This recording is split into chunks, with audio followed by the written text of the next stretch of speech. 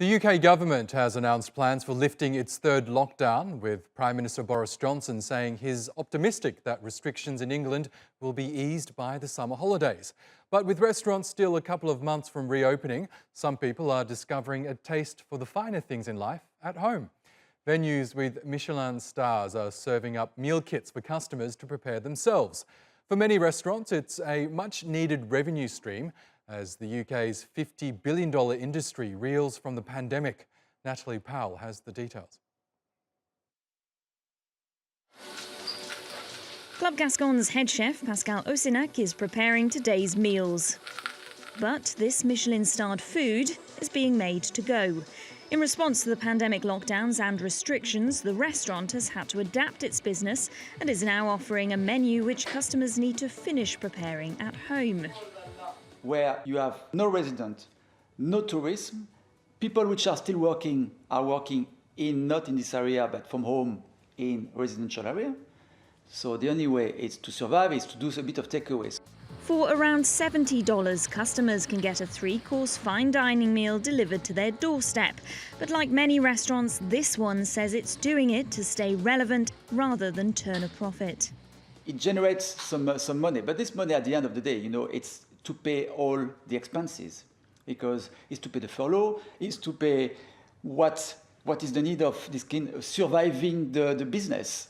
Even if we don't have activity, there are still payment to do. So in a way, this is why we are doing it, all of us, because it's the only way to make us still alive. The home dining kits are available Fridays and Saturdays, and Club Gascon is receiving hundreds of orders weekly. According to research by Barclaycard, sales of make-at-home meal kits have almost doubled in the past year, up 92%, while spending on takeaways has increased by nearly a third. So it's perhaps no surprise that even Michelin-starred restaurants are tapping into this market. Despite the growth in popularity of meal kits, this restaurant says its earnings are a fraction of what it was before the coronavirus pandemic began. And the sector at all levels has been one of the hardest hit. Last year, 10,000 licensed venues closed their doors, according to consultancy CGA. I think, one of the key challenges has been the stop-start nature of the kind of recovery. Certainly a shift to digital and being able to sell products online or to deliver to customers either directly or through third parties has been absolutely critical through the pandemic to at least keep some revenue coming in. And it's still going to be a while before normal service resumes. Restaurants can offer customers outdoor dining from mid-April, but won't be able to welcome them inside until a month later. Until then, even those restaurants that have found a way to adapt will have a lot on their plates, simply trying to stay afloat. Natalie Powell, TRT World, London. Well, for more on this, let's go to Vicky Pryce in London. She's an economist and board member at the Centre for Economics and Business Research. Welcome back to the program, Vicky. Now, travel booking sites apparently reported a surge in traffic to their sites after Boris Johnson announced those reopening plans. So there's clearly a lot of excitement about them. But what's your feeling? Do you think that England at least will be fully reopened by June, as Boris Johnson hopes? We'll have to keep our fingers crossed, but of course what has been going on is that vaccination rates have increased very significantly in the UK. So I think we've vaccinated something like 18 million people, or just under, as of last Sunday, which is pretty amazing that we did that rather quickly. The National Health Service has worked amazingly well. So that's giving everyone quite a lot of hope that indeed we're moving towards really seeing the end of the tunnel and actually emerging from it.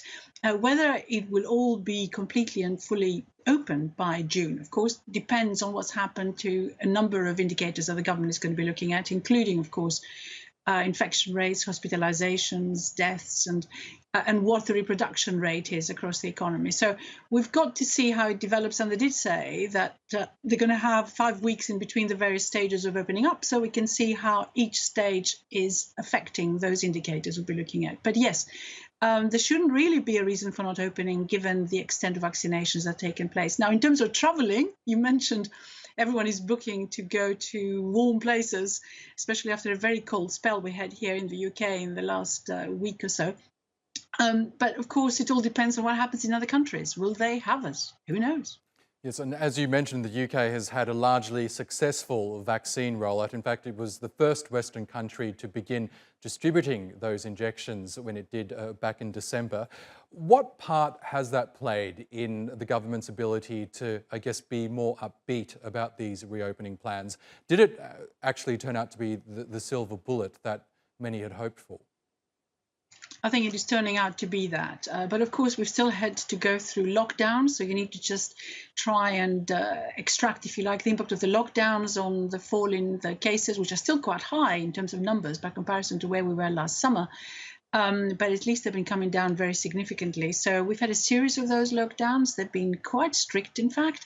The real problem has been that they've been imposed, then taken off, then reimposed. And I think the aim now is to, at least with the vaccination, silver bullet, if you like, or rather a sort of very positive bullet, we might be able to at least avoid having any new lockdowns. And that's what the Prime Minister has been trying to say, that we have the ambition anyway, that we won't go back to that. Businesses, of course, have been very severely affected. And there is a feeling around that, given that we've already vaccinated so many people, should we perhaps do it even faster in terms of getting out of the lockdown and spare businesses even more costs over the next few months?